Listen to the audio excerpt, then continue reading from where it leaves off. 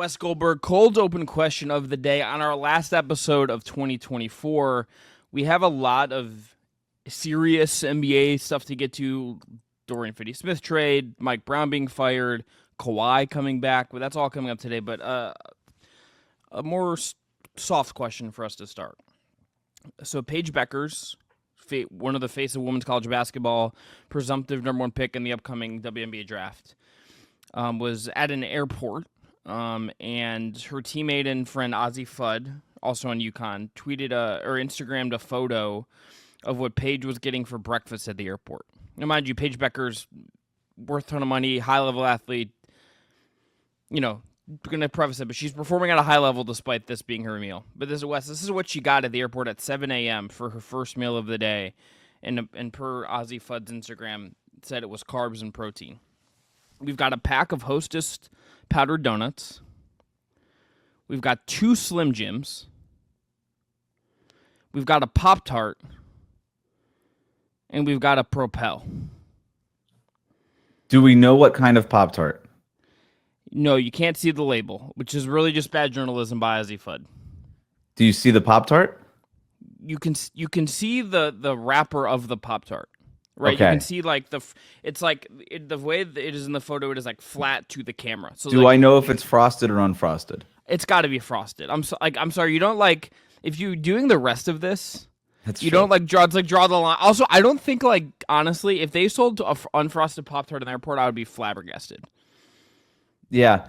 So what's your question here? So here's the question. Number one, when's the last time you ate like a breakfast like that or had like a meal like that and we're like, yeah, this is a good idea? And 2, if you ate that right now, if I gave you this meal and you ate it right now, how would your body react?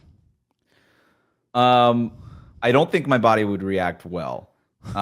In terms of that specific kind of meal, I would probably have to go back to like, I used to be a summer camp counselor, and we used to literally have competitions before the children would show up of who could eat the most Pop-Tarts before the parents dropped off their kids. And this is like, I'm like 15 years old, like the metabolism of a horse, I'm just like, and so there were mornings where I was probably eating like 8 Pop-Tarts at a time. And it didn't matter because you're 15 years old and you're running around with a bunch of kids for 6 hours and you're able to kind of burn all of that stuff off. If I did that now, I think I would just take a nap for the rest of the day. But I will say this, the unfrosted Pop-Tart is the superior Pop-Tart. It is better than the frosted Pop-Tart. An unfrosted strawberry Pop-Tart is the best Pop-Tart, and I will not hear arguments. I think we've talked about this before because I remember this take from you. Okay. And I respect it all that more. Here's what I would say. Number one, if you had me eat this right now, I'm dying. Like, it's done for me. My stomach's hurting the rest of the day. What's the part that kills you here? What's the poisonous part of this? Is it the Hostess? Is it the Slim Jim? It's both. The Slim Jim really wouldn't bug me because I do eat like beef jerky like semi-regularly. Yeah, like the Slim Jim's nothing. Love a chomp stick. It's like it's like the amount of sugar you would consume in the donuts would just absolutely wreck me. Like I had like 2 Christmas cookies on Christmas Eve and it was like, oh my God, like it was like too much. It was just like I've had enough. Like my body will tell me that's enough. That and a Pop-Tart, it's just like my stomach's hurting the whole day until I eat like I need like a medium rare steak and like that's it, like as like a meal to reset. It's just like the sugar and that together, particularly because like if it's like a spicy Slim Jim and it's like there's some green on the label, it makes me wonder if it's like a jalapeno Slim Jim. No. It's a weird combo. The spicy and sweet doesn't really go, but I will like as somebody who used to have to travel a lot for work when I was covering the Warriors, I sympathize with the airport struggle a lot because some airports are great, but then as you know, Chris, like some of your gates are in really lousy areas or some of these terminals aren't as good as the other ones. And especially if it's early in the morning, a lot of these places aren't even open. Like it's unreal that in 2024, there is an airport terminal out there without a functioning Starbucks 24/7. Or like any other, like a Dunkin' or something, like anything, just some kind of, And yet it's all over the place. And nobody wants to talk about this problem. And when I run for president, it'll probably be part of my platform because it's ridiculous. So I've eaten some weird combinations of things in airports. I can say I've never stooped to Paige Bueckers levels here. Like, this is a lot. This is a different level. The only good choice here is the Propel. Propel is vastly underrated. Propel's good. My only change to this, I don't actually have a problem. Are the donuts frosted? No, they're like the powdered sugar Hostess. It's like the 6-pack of the mini donuts. That's a tough one. I would think just get a muffin. I would just find a muffin from here if I'm doing this, I might have went with muffin. Yeah. I understand the need for protein, but I might have gone muffin plus regular Slim Jim. Or I'd go like Propel, like just do the donuts, like a frosted donut every once in a while, okay. But I would get like a Core Life shake instead of the Slim Jim. Like if you need the protein, you could get a Core Life shake. Yeah, you could do that. Also, like, where's the caffeine? Like the caffeine addict to me is where it's like, can I get like a white Monster at this airport? There's 100% a coffee off camera or like a Diet Coke off camera or something. There has to be. Yeah, this to be 21 again though. This is really like to be able to. You know what? I don't miss it, Chris, at all. You know what I could do at 33 years old? Wes, now that we have go to my kitchen and eat the breakfast that I want. Like that's. Wes, now that we have taste buds, it's like yes, but also just like eating like that and it not really like affect you. That's what I. Okay. I don't miss that at all. You're saying we need I need my guardrails. I like my yes, I like my guardrails. We need regulation on the diet, and it's your body telling you, hey, jackass, don't eat a Slim Jim and Hostess for breakfast. That's valid. All right, on today's show, we've got Lakers making a move, going out and getting Dorian Finney-Smith, and didn't even cost him a first. Mike Brown out in Sacramento. What that means for them and their season, and Kawhi's going to be back soon. We'll do a quick temperature check on the Clippers. That's coming up today on the Just.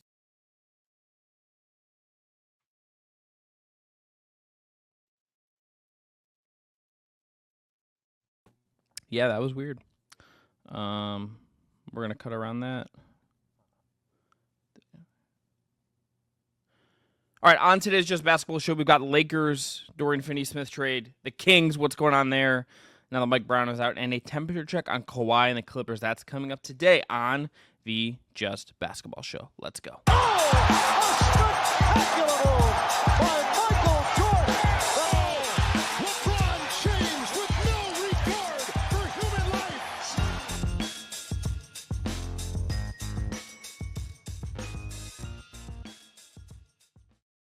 What is up, everyone? Welcome into the Just Basketball show, your twice weekly show covering all things hoops. I'm Chris Manning. That is Wes Goldberg. If you haven't already, please follow, rate, review on your podcast app platform of choice. 5 stars only, please, and thank you. Hit subscribe and hit the notification bell on YouTube as well. Wes, why don't you tell everyone? We are today brought to you by our friends at BetMGM. And if you haven't signed up for BetMGM yet, use the bonus code JustBasketball and you'll get up to $1,500 and a first bet offer on your first wager with BetMGM. Here's how it works. Download the BetMGM Sportsbook app on iOS or Android. Sign up using the code JustBasketball. Deposit at least $10 and place your first wager on any game, and you'll receive up to $1,500 back in bonus bets if the bet loses. Just make sure to use the bonus code JustBasketball when you sign up. Gambling problem? Call 1-800-GAMBLER. Must be 21 or older to wager. Terms and conditions apply. Also got to tell you about our friends at Homage. Homage is the ultra-comfortable specialty apparel company with NBA and WNBA licenses. It uses vintage-inspired designs to pay homage to the greatest stories, tradition, and figures across sports, music, and popular culture. Use our link below. Make your purchase. Support the Just Basketball show.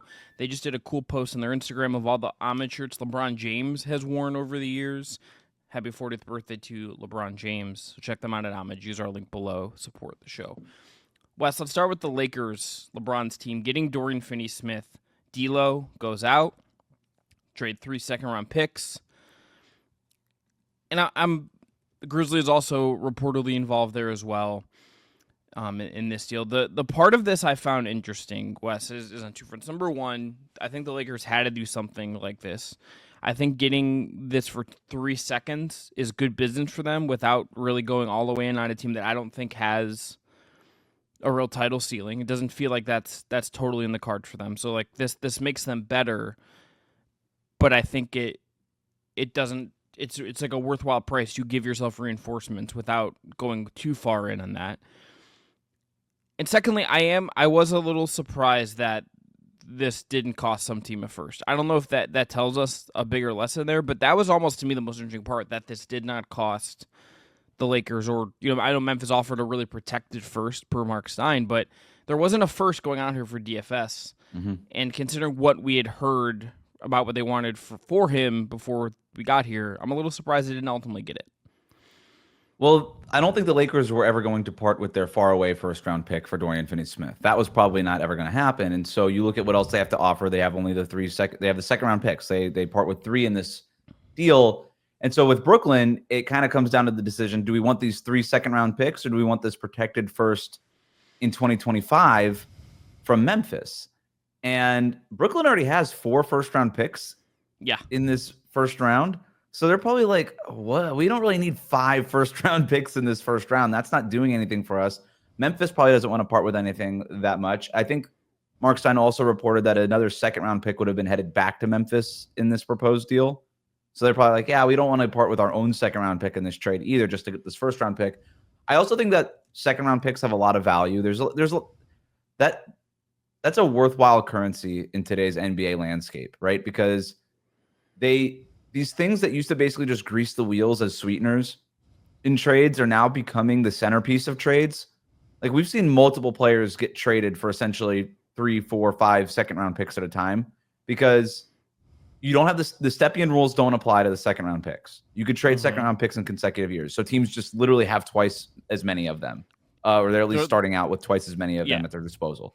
They're funny money. And these players who are drafted in the second round, if you look over the last few years, Chris, we've had good players taken in the second round.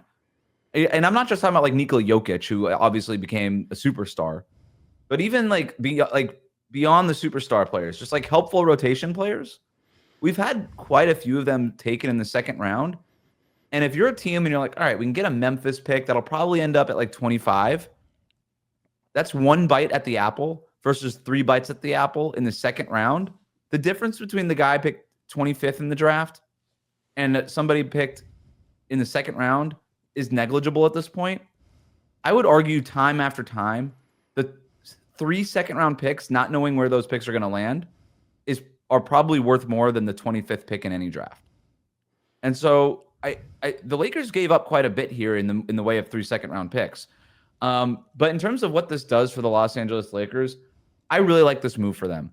I don't think we need to view every trade through the prism of, well, are they the championship favorites now? I think that if you're a front office and that's the only way you operate, that's not the way you should be operating. And for the Lakers, there has been so much inactivity there.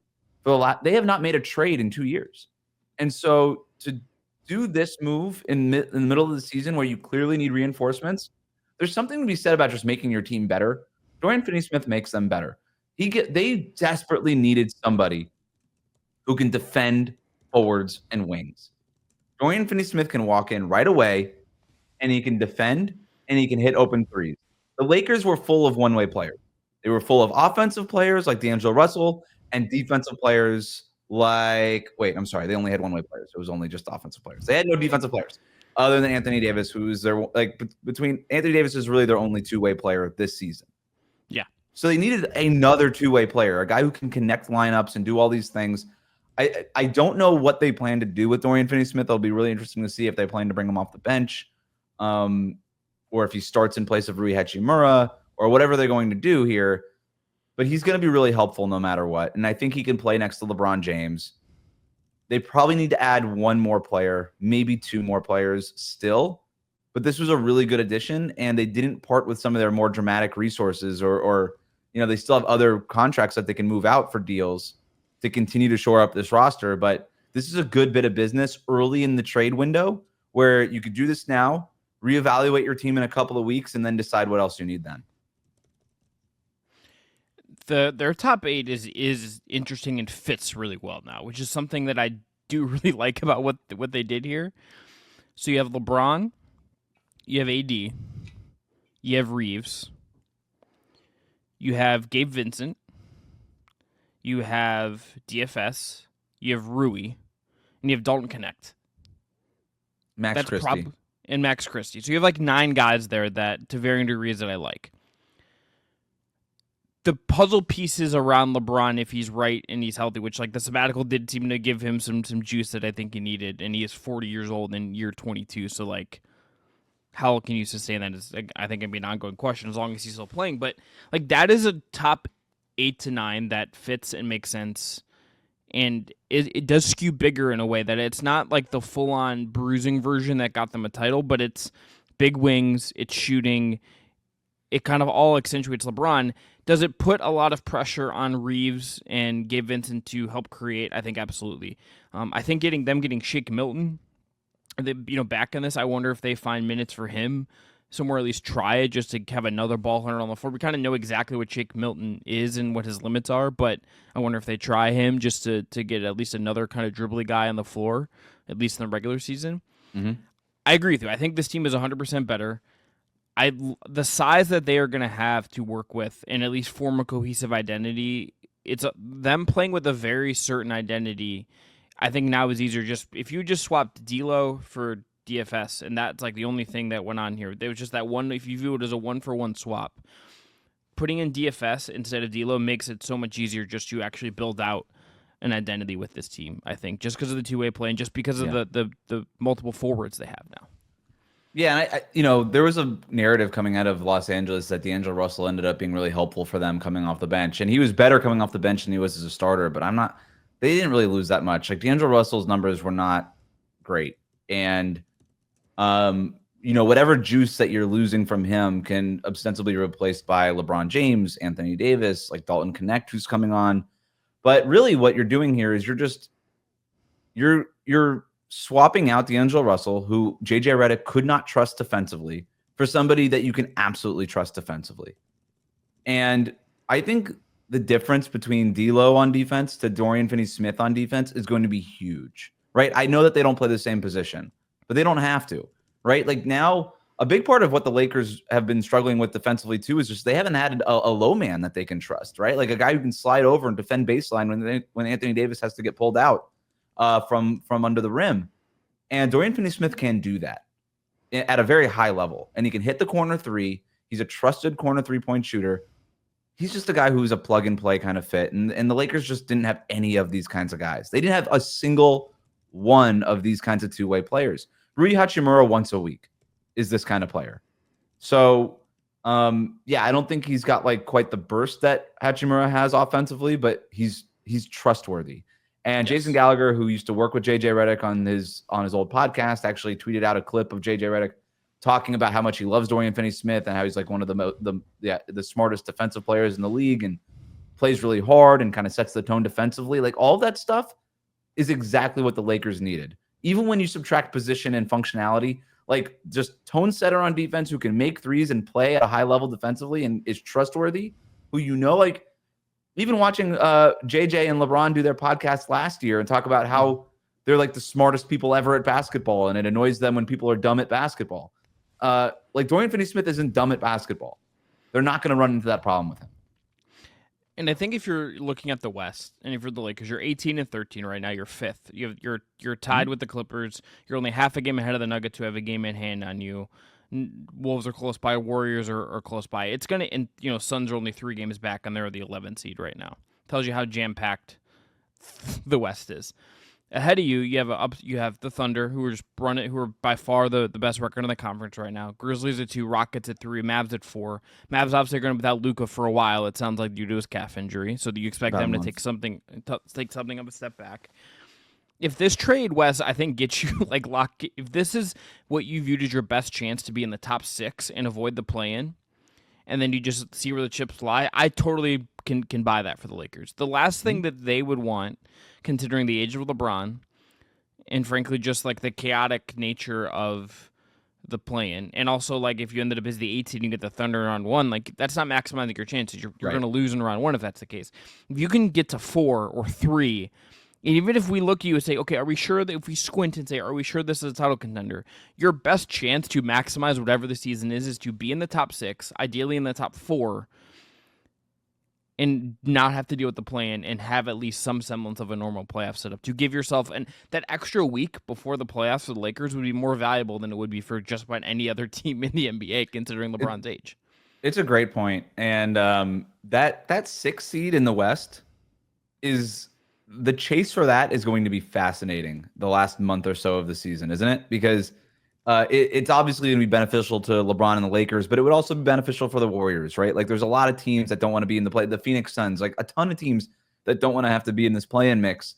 So doing whatever you can to bolster yourself now and doing it early, before, like 2 months before the trade deadline. Like you just got better 2 months before the trade deadline. You would presumably be able to win more games between now and the trade deadline. That's why I think these trades are so important to do in the early part of the trade season window, as opposed to waiting all the way up until the trade deadline, is because there's just more time for them to be helpful for you. And the more wins you can stack in the West, obviously, the better. So it's a great point, Chris. And there's something to be said about just getting to the playoffs and see what happens. And it's LeBron James's final year. Nobody wants to see this guy in the play-in tournament. Nobody wants to do that. Well, you owe it to him to at least put a you think this competitive is his team on last year? it, make yourself a little bit better, and get yourself into a realistic or into a playoff series that you can realistically win or compete in, which you wouldn't be able to do if it was the Thunder. Do you think that? So you said LeBron's. Do you think this is his last year? Do you think we're getting like a LeBron exit stage left at the end of the year? I don't know, but the great thing about Dorian Finney-Smith, when you trade for him now, he's got that player option for $15 million next year. In a summer with the only team that had cap space is the team that just traded him. Yeah. And he's so he can 31, either opt in 32. and they would be fine, or he can opt out. And I would imagine if he opts out, he would like to re-sign with the Lakers, because most players like to re-sign with the Lakers, and come in at 3 years or for $9 million per or something like that, a little bit lower, that can kind of help the Lakers tax bill or something. So this is a move that just works, and you didn't give up something that's going to mortgage your future either. Like if LeBron James retires after this year or after next year, the fact that you have Dorian Finney-Smith on your roster isn't going to hurt you. And if anything, you can turn around and trade him to the next contender. And by the way, Dorian Finney-Smith works with Anthony Davis, and Anthony Davis isn't retiring. So that's still a front court tandem that makes a lot of sense. So it works on a lot of different levels. But they still have they still have moves to make. Like I don't know, like Max Christie as a starter has been interesting. It feels like that's not a playoff caliber starter. They need to address that position there. They probably do need to get some guy in that backcourt, and I still would love for them to go get a backup center so that Jackson Hayes never had to play again. But I agree in the backup part. But you have time, and that's the big thing here. You still have some time to make those moves. Yeah, I immediately started wondering, like, do we need now to look at, okay, they got DFS. Is there then like a Rui plus Gabe Vincent trade or something? Like, is there a Jared Vanderbilt trade? Like, what is the next, like, stack 2 of your guys together for something else? Like they're not going to get into like the Levine figure. And they would, I think if in a vacuum, they would be a team that I think should be willing to take on that risk, the risk of trading for Levine. I don't think it's really doable for them.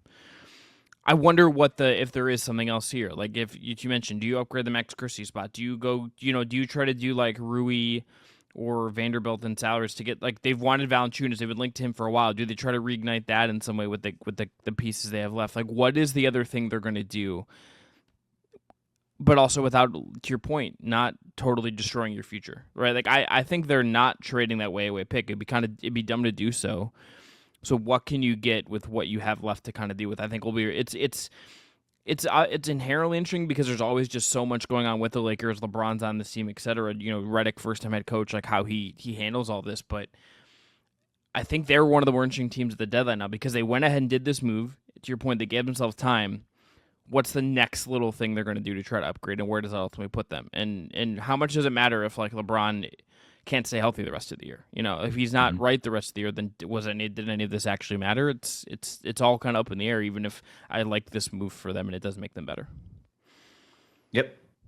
Where are you at on the Nets post this trade? Obviously, like they're going to continue to, I think, take something of a step back, but how do you like how they've approached selling off Schroeder and DFS, and also the idea that they could still get a good return, I think, for Cam Johnson before the deadline? We learned that the Nets are a bunch of liars. I think you could addend that to just say every single NBA general manager, like I say this lovingly and understanding, they can't just tell you exactly what they're thinking because it would ruin their leverage.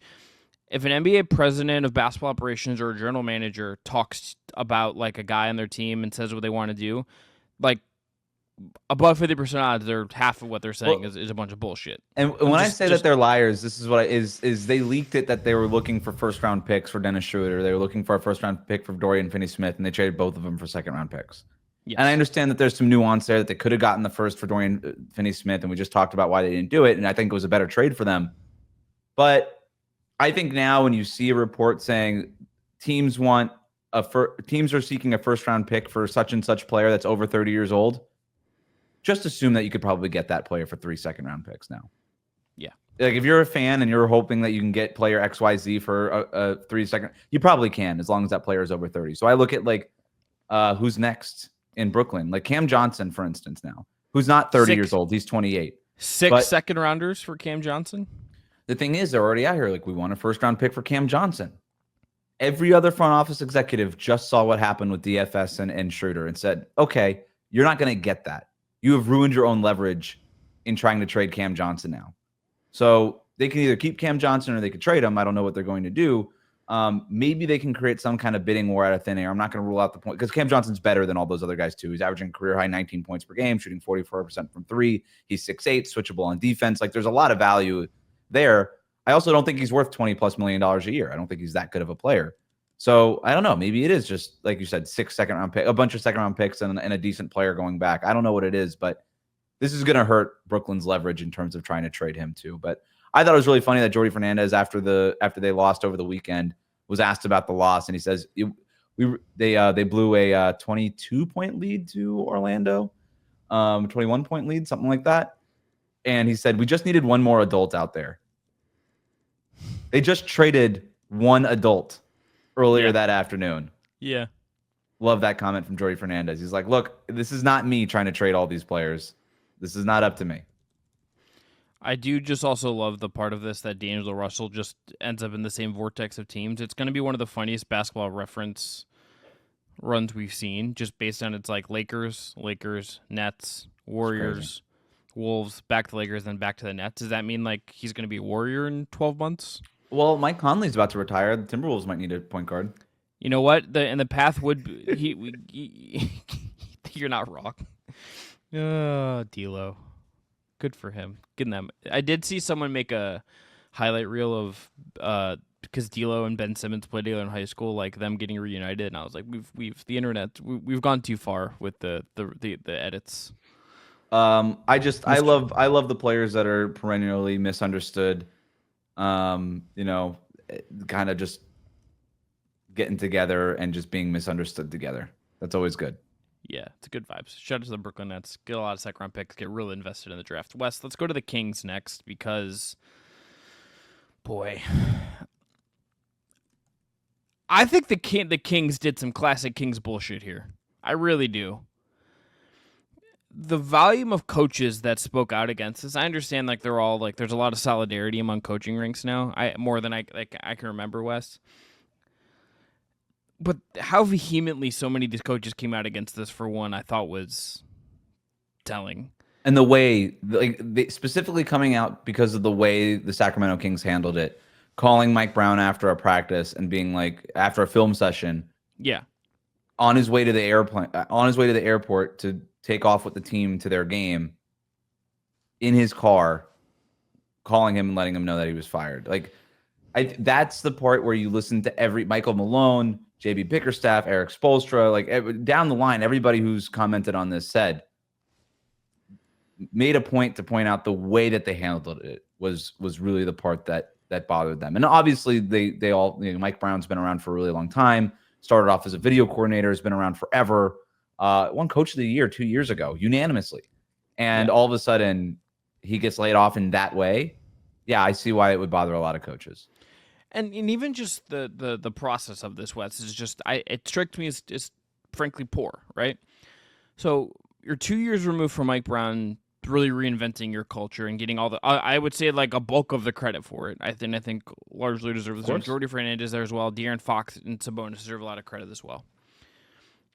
Mike Minier, I think, as the GM to some degree too. One executive of the year, the same year that Mike Brown won Coach of the Year. And even I would say like it's harder for us on the outside and not like covering this team up in person or being like inside the building, I think it can be hard to tell like what exactly a GM is responsible for and culture stuff. This is one of those things that maybe lends you to think that like McNair wasn't the biggest driver of that, but that this all could be a Vivek thing considering Vivek's track record. Mike Malone obviously like knows that that organization better than anyone, which is probably partly why he was a little bit fired up.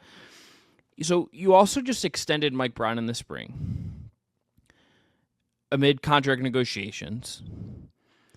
Wes, you know this as well as I do. The stuff that like Mike Brown like coming out against Fox not against Fox, but like coming out hard on Fox in a presser, and the tenor on that and losing stuff. Like if like atrophy built up with the team and Mike Brown, that was not that didn't just. I understand this is a rough stretch, and that was like a moment in the sun and at a microphone, so it's gonna get publicized. But like if that was like an issue where the connection was off between the star players and the head coach, that was the case at the end of last season. And then you extended him. That's not something that just like happens like quickly in the start of a season. It doesn't like that stuff doesn't just like kind of come up. That had to be building before this. They had to kind of know that about Mike Brown. So like it begs the question, like why did you if you thought there was a chance that you were gonna have to do this, then why did you extend him? You cost yourself money for no reason. And number two, you could have just like actually made a pivot if you wanted to make a pivot. Now that pivot is harder. You have Doug Christie stepping in on an interim basis. He'll get to audition for the job, but that's a hard place to be. I don't think the Kings handled any of this particularly well to actually continue to build on the success they've had the last couple of years. This just feels like classic Kings self-inflicted wounds, but just the way they handled the whole Mike Brown part of this. The Sacramento Kings are the most broken organization in professional sports. They are. There's broken organizations in many sports. The Marlins down the street from me are a broken organization. The New York Jets are a broken organization. There is no organization more broken than the Sacramento Kings. For all the reasons you just said, Chris, and for so many other ones over these last 20 years, the fact that you took so many steps forward after hiring Mike Brown and got into the playoffs and broke that playoff drought and all these things, and ever since then, all you did was go backwards, proves how broken this organization is. Vivek has made bad decision after bad decision as an owner. He is one of the worst 3 owners in the NBA based on his track record so far. He is shown to be impulsive, make poor decisions, and make decisions for the wrong reason. The reason they extended Mike Brown is because they were under pressure to extend Mike Brown from the media and from evidently the players. Apparently, according to Roman Shelburne, De'Aaron Fox wanted Mike Brown back. And so if there were already we already had heard rumblings that they weren't sold on Mike Brown even last year. And it's so hard to tell whether or not they weren't sold on Mike Brown for the right reasons or the wrong reasons, because why would we ever trust the judgment of the Sacramento Kings at this point? Yeah. It almost feels like if they're out on a coach, go hire that coach. Michael Malone, for instance, like if you were a coach that's fired by the Sacramento Kings, you should be number one in line to get the next coaching job, because these guys just work out after. And so Mike Brown should be a real candidate for like a good job next year. I think he will be. And like Wes, to your point about like they had soured on him, the fact that they didn't just immediately extend him told you everything about that, right? It's like you give the guy the extension if you're fully there. If you're not, that sends a message to some degree. It just does. Yeah. And so I don't know what the way out is for Sacramento, because now they're at risk of losing De'Aaron Fox. De'Aaron Fox did not extend over the summer, in part because he wanted to see where the direction of this team was going. Well, we know where the direction of this team is going, right? De'Aaron Fox wanted 2 things. He wanted stability and he wanted winning. And the Sacramento Kings aren't doing any of those things right now. Like, it would be shocking if De'Aaron Fox was on the Sacramento Kings next season at this point. I don't know how they turn it around. There's an inherent ceiling when you're built around a team, or when you're a team built around De'Aaron Fox and Domantas Sabonis anyway. I think you have a pretty high floor. I just think the Western Conference right now is a juggernaut, but you're going to be a relatively winning team, at least 500. The DeMar DeRozan thing was a nightmare. It was a mistake right away. It never really looked like it was going to fit. I understand why Sacramento did it, but they did it just because, like, hey, we're the Sacramento Kings and we never get anybody to come here, so we got to go get DeMar DeRozan. Sometimes not doing something is better than doing something. Mm-hmm. And you look at some of the other like smaller moves that they've made over the years, trading away second-round picks and salary dumps, getting rid of a guy like Davion Mitchell after like a year because you wanted to salary dump him for what? You know, and you get rid of second round picks. And now he's been playing pretty well for Toronto this season. Like, you just go up and down. Like, I don't really understand what the plan was for this organization at any point, other than the one time it looked like they finally put something together, which was they got De'Aaron Fox and Domantas Sabonis together, and they said, we're going to build around this 2-man game. And they did not put the players around them that they needed to put around them. Like, around those two guys, you just want long defenders who can shoot threes, just long 3-and-D guys. And they went out and got DeMar DeRozan, who needs the ball in his hands, is not a good defender, and is not a good three-point shooter. Malik Monk is a good three-point shooter, but needs the ball in his hands because he's more of a slasher type and isn't a good defender. The Kevin Huerter drop-off has really hurt them. I understand that. But, like, Harrison Barnes was better for them than DeMar DeRozan has been for them. And the Keegan Murray thing hasn't really worked out. And I do think that, like, Mike Brown isn't blameless in this. Like, they were running. No. I was watching some Sacramento Kings film a couple weeks ago, and I'm like, this is the same stuff that they were running last year. You know, they've gotten really easy to scout. Keegan Murray just deciding that he's not going to take threes anymore. It was like a weird thing that feels like the coach should at least have a hand in. Whatever is going on with Murray and his ceiling feels so much lower to me now is also just like one of those things that whoever that went wrong and whatever is going wrong in there, how you fix it is one of the biggest obstacles they have now. Because his ceiling being really high was a huge reason to be bullish on them going forward. And if he's not taking threes and his ceiling drops, like that's just an issue. So what do you do? Because Keegan Murray's not going to be the guy to save this franchise, and no, you're gonna have to trade De'Aaron for Fox. Paige? I think is the next big domino. This is the thing. I think I want to point out one thing before we get into this. Their point differential right now is at plus 0.7 per 100 possessions, 14th league. Last year, they were 0.8. They're like functionally in a lot of ways the same team. They're two slots worse in offensive rating. Yep. They're actually better in defensive rating than they were last year. Yeah, you look on paper and they're fine, but they're the worst fourth quarter team in the league. Yeah, and one of the things that has drastically shifted, if you just look at like, and some of this is luck, some of this does go down to like fourth quarter composure and all this stuff. Last year they had the second best win differential based on their net rating. They were like they were like dead even 500 team basically last year, based on their point differential. They outperformed that by 3 wins. This year they're like they're 4 wins under where their net rating says they should be. And if you put that in the West, it's just like this is just like the structure of what a team looks like when they end up in this position. Look, it's not purely a luck thing to me. It is. There's some Mike Brown stuff. The Jordi Fernandez exit, I think, is one of those things that it's hard to discuss. But that was the offensive maestro of that team. That has never been Mike Brown's specialty. You take Jordi Fernandez out, you're going to look a little bit different on offense and probably be worse. That's an issue. The composure stuff there, losing 5 in a row, like whatever had happened mentality-wise that has changed, that falls on Mike Brown to some degree. But like I think this team is like probably more fine than like what this year has looked like would suggest. I would also say this is the kind of thing that can lead to change, and it does not feel to me, Wes, that De'Aaron Fox's future is actually up to the Kings. It feels like it's up to De'Aaron Fox, and it feels like it's going to be. The seeds have been planted for the De'Aaron Fox clutch strategy.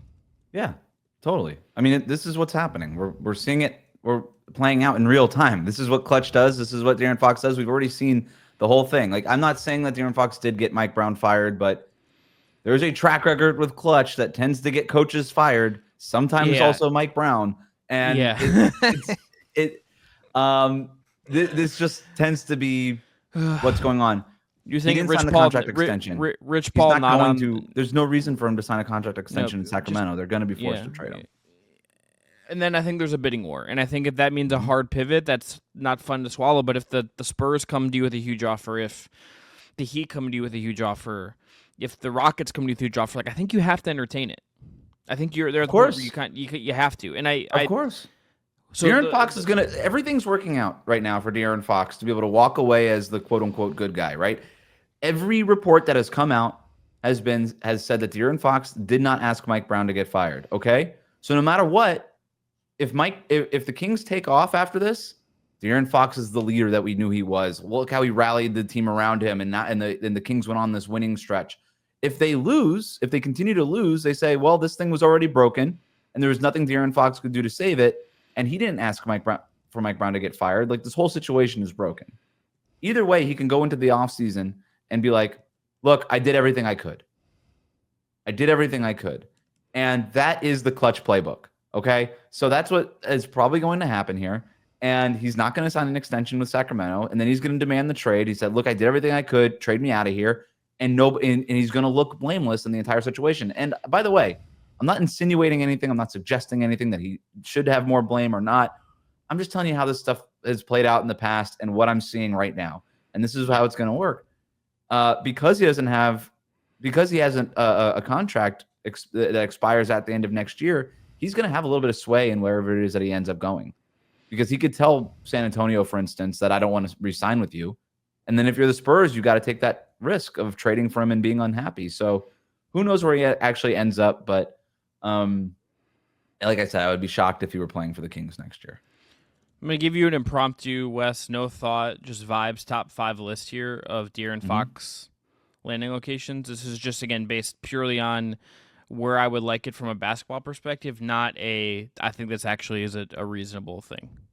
So I want to caveat that. Coming in at number 5 is the Minnesota Timberwolves. I just think him and Ant would be electric, and it's not realistic, but I would love it. I hate that. Because it would be awesome? Because it would take the ball out of both of their hands. I know, but I just want Ant to have like a good player on his team. So it's probably not a good idea, but that's the case. Okay, number 4, I'm going to go with the Rockets at 4. I think I really like it. He would be Udoka coaching him and Sengun, who has improved defensively, as like your linchpins. I think would be really fascinating to watch. Well, that's what Sacramento should have built. What I just said. What do you do around Fox and Sabonis? Long, wing defenders. There's a reason you pay a bunch of money for Dylan Brooks and draft all these guys. And you got Amen Thompson, you got Dylan Brooks, you got Tari Eason, you got those kind of guys that you need there. That would be a great fit. Okay, number 3. Let's flip to the East. I want to say the Pistons. I just don't think like that. Just Pistons or the Magic are the one I want to put at 3. It's one of those. Yeah, two. if I'm that's. I don't know if that's the guy for me. If I'm Orlando, I kind of like what they're building towards in terms of being more of a wing dominant team with 3-and-D types at the guard spots. Yeah.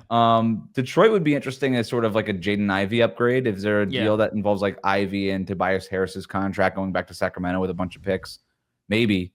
I don't hate that for Detroit. No. Heat at 2. I mean, obviously. Yeah. Bam and De'Aaron Fox, Kentucky alum, Kentucky teammates. Can you keep Hero and have Fox, Hero, Bam would be the question. I think you'd want to try to. So if you're the Heat and you're trading Jimmy Butler, then you have to think, okay, we're going to trade Jimmy Butler, making sure that we have the assets ready to go that we're going to need to trade for De'Aaron Fox over the summer. That allows us to also keep Tyler Hero. Okay, because I think that's what you would have to do because you would need Hero spacing. You would still need it. Is now the time, though, to scrub the Pat Riley statement off the internet and just call Vivek and be like, Jimmy Butler for De'Aaron Fox? And just see if you can do it? Swap? Yeah, so that statement by Pat Riley means nothing to me. Like it doesn't like in February you could just be like, psych, we got this great offer. We didn't see De'Aaron Fox coming, whatever it was. Here's the thing about the Heat. And I'm just going to point this out, and this is just reading tea leaves. And I don't know how much it means, but I'm just going to say it. The Miami Heat, I would call their relationship with Clutch Sports in the past frosty. Yeah. Has not been good. There wasn't much of a relationship to be had. They went several years, basically 10 years, without signing a Clutch client. Now, that could be coincidence, or it could not be coincidence. I'm just giving you facts. These are data points. For the first time in 10 years, they signed Alec Burks, a Clutch client, this summer. Okay? Just a data point. Another data point. In their press release announcing their New Jersey partnership, buried in that press release, not buried, that's not fair because it's a press release, nothing's really buried, was the fact that they had worked with Clutch Sports in order to secure their jersey patch sponsorship. Who's the sponsor? Don't remember. But it is, you can look that up while I'm talking. But I don't keep track of jersey sponsors, by the way. I don't know who does. I don't either, but I want, it's Robin Hood. Robinhood, that's what it is. That's right. I should know that because I had to do a thing. So they worked with Clutch to secure the Robinhood jersey patch sponsorship. They have a working relationship now with Clutch, and they're making it very publicly known. Yeah. Jeff Siegel. Those are data points. Doing work, yeah. Feel free to ask your own questions about why they may want me to do that and what high-profile Clutch clients could be available in the next year or so. You can make your own assumptions. I'm just pointing out what happened. Just pointing out facts. That's been a new Wes Goldbergism. Number 1, the Spurs. Fox. I would have Houston over San Antonio. Okay, so I have Houston too. I have Houston too low? Let's reorder this. Let's go. Timberwolves my worst one at 5. Let's put the Pistons at 4. Want to do the Spurs at 3? Yeah, because I kind of like the mold of player that they got going now with like a pass-first point guard like Chris Paul. I really like Stephon Castle, and that's more of a bet on Stephon Castle. Like, don't take the ball out of his hands.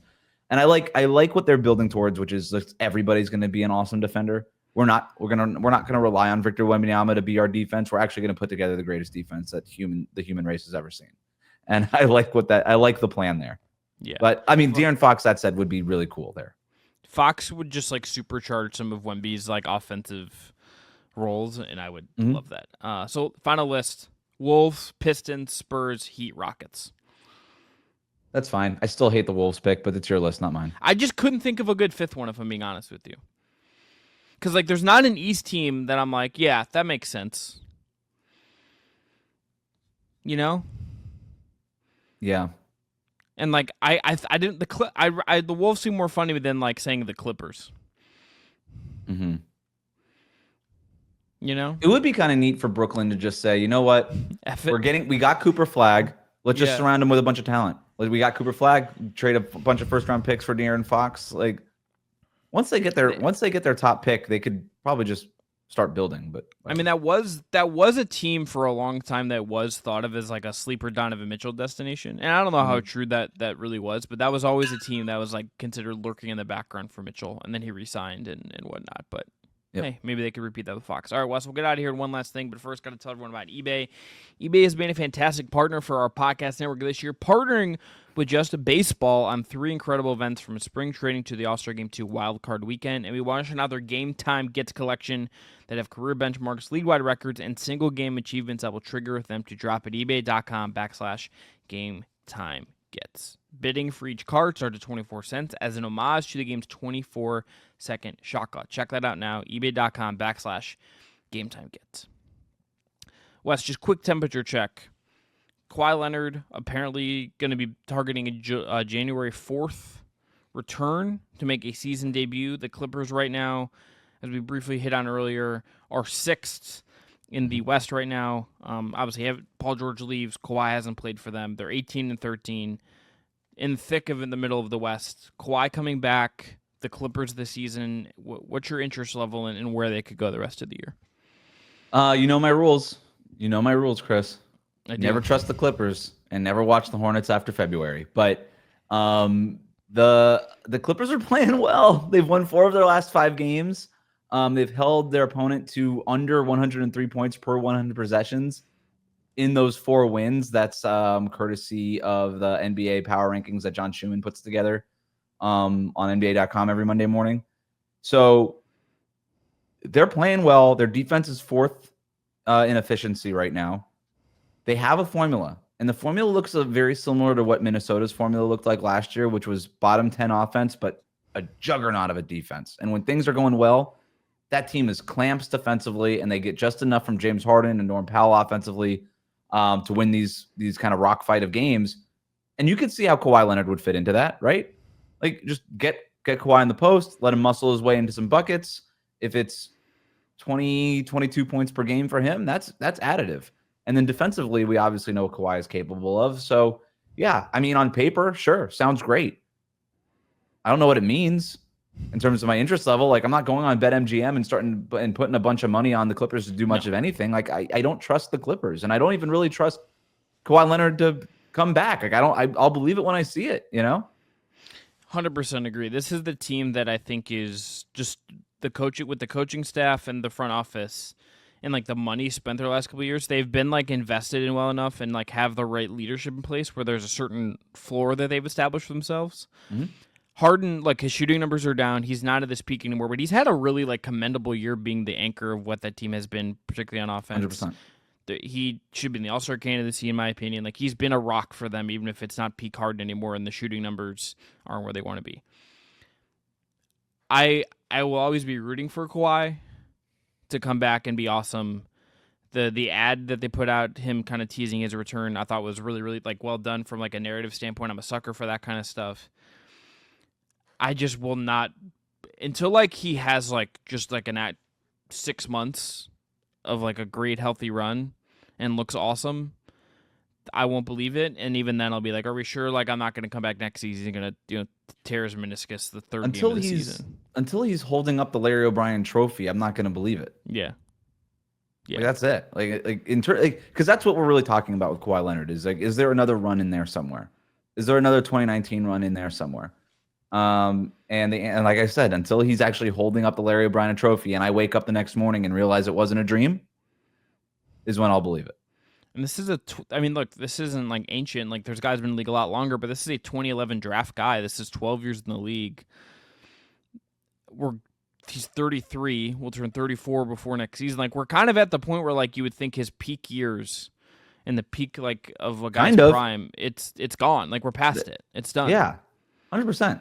We're done. And like I said, it's not a Curry, LeBron, Durant guy where it's like you expect him to age well, to play well at a certain level to 40. Like when I saw Steph the other night, Wes hit that buzzer beater where he just like did like he looked like he was 29. It's like that's never what Kawhi's going to look like when he's that age, if he's even still playing basketball. I wouldn't be in a rush to bring him back. I don't know why. Just shut him down until like 2 weeks before the playoffs. Like what do we or at least like maybe like late February, like something like at least like, and then no back-to-backs, like it's tough.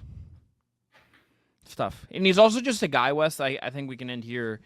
He is the number one guy in the league that will just never exactly, I think, know what makes him tick and what goes on in his head. I think like most other superstars in the league, they are open enough, even in this age where guys aren't as transparent as they used to be or like as dialogue as much with the media, where like we can figure out like what I think makes them tick. You watch them play enough, you get to know them at least in some way through some certain stories and their podcasts and stuff. Like you can figure it out. Kawhi is like remains an enigma. He just remains unknowable. If this is going to work for the Clippers, then I think it would look like you already made the LeBron Steph comparison and how that's not really the Kawhi storyline here. That's not the career arc. It might look a little bit like how Tiger Woods won the Masters in 2019, where he was picking and choosing his tournaments that he was playing in, so like major maintenance program, and then went out and did the one thing that he really wanted to do, which was make the cut and compete in the Masters, and he ends up winning his 5th green jacket. Maybe that's the plan here for Kawhi. It's, hey, let's come back for a couple of weeks in January.